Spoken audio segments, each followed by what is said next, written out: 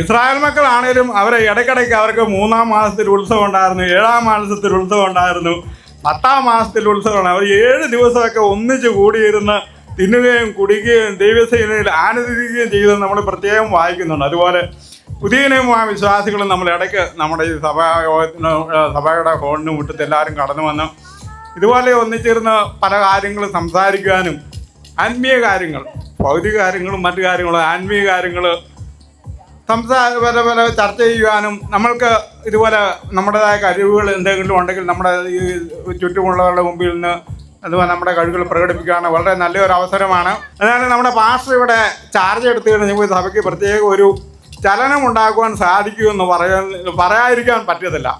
നമുക്ക് ആത്മീയമായും ഭൗതികമായും എല്ലാ കാര്യത്തിലും സഭാവിശ്വാസികളെല്ലാം വളരെ മനോഹരമായി ഒത്തൊരുമിച്ച് ചേർത്ത് കൊണ്ടുപോകുന്നതിൽ പാസ്റ്റർ കാണിക്കുന്ന ഉത്സാഹം വളരെ എടുത്തു പറയക്കത്താണ്. ദൈവം ധാരാളമായ പാസ്റ്റർ ഇനിയും അധികമായി അനുഗ്രഹിക്കുമാറാണ്ട് പ്രത്യേകം സഭയുടെ പേരിലുള്ള അഭിനന്ദനങ്ങൾ പാസ്റ്റർക്ക് അറിയിക്കുകയാണ്.